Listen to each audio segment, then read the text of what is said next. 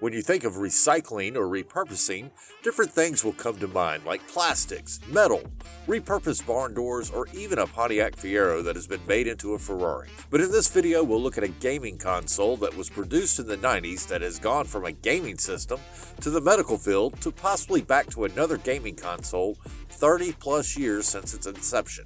The original release of this console came out in November 1993 as the Atari Jaguar, the first 64-bit gaming console with a crazy low price of $200 when it was announced. Atari was hitting all the right notes leading up to the release of the console with great price, marketing.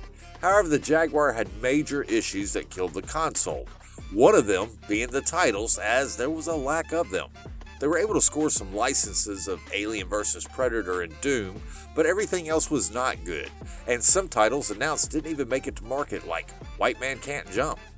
Although it was advertised as a 64-bit, it was actually two 16-bit microchips, one for graphics and one for sound. Competition got even larger in 1994 with the release of the Sony PlayStation. Atari tried to combat this by adding a CD-ROM player. But between the competition, titles, and absolute junk of a controller, Atari pulled the plug on the Jaguar.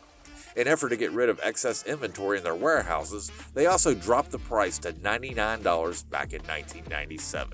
Also in 1997, a man by the name of Steve Mortensen was designing a portable camera system that could be used in video capture in the dentist office. Steve had shown the prototype casing with a mold injection company looking to have more molds made, and one of the executives could not believe how much it looked like the molds they were making for the Atari Jaguar, and he suggested that Atari may not make it and you might be able to purchase the rights from Atari. The meeting was arranged and Steve Mortensen bought the rights for the casing of the Atari Jaguar for a very low price. And just like that, the Jaguar is now rebranded as the Hot Rod Dental Camera. The console was used as a docking station for the camera. This system allowed the doctor to go from room to room with the camera in tow. Unfortunately, when this came out, technology was changing with the development of the USB, and the Hot Rod used an analog setup. Therefore, the Hot Rod Dental Camera system never really got off the ground, and it was left to decay. Until 2015, when a company called Retro VGS was going to develop a new gaming system using the old Jaguar console with their own hardware and then use the Jaguar cartridge shells to hold the ROMs to play the games. Retro VGS started a Kickstarter to get the project going, only to change the venue to Indiegogo. The goal was to raise $1.95 million, and they made a bold claim if they were to raise $3.1 million, it would be able to play all the classic games as well. However, no prototype or specs were produced, and it would not be able to connect online or accept digital releases. And the talk was that there was something shady about Retro VGS. The campaign raised a little more than $81,000, far short of the $1.95 million goal, but Retro VGS did refund the money and canceled the project in September of 2015.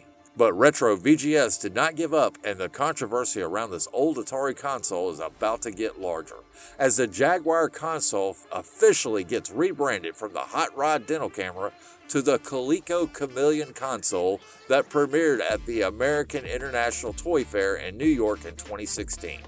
It seemed that Retro VGS was going to get this thing off the ground with Coleco endorsing the project. However, critics slammed the gaming system as the controller for the system was a Super Nintendo controller. The Jaguar console case had been modified with duct tape, and you could tell the prototype was a Super Nintendo combined with a Jaguar console case.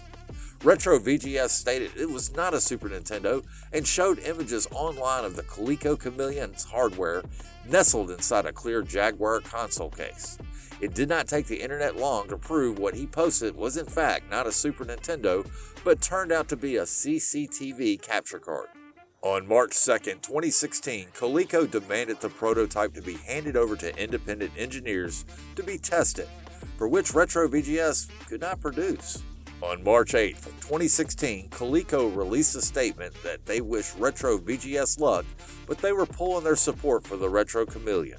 On that same day, Retro VGS shut down their website and closed all social media. Kind of reminds me of the Elizabeth Holmes story. Remember her? This console case seems to have stood the test of time, but is it cursed? It has seemed to brought failure to everyone's project that has used it. Will we see it again in the future, or is this it for the Jaguar console? Let me know in the comments. Thank you for watching, and as always, I hope to see you on the leaderboards.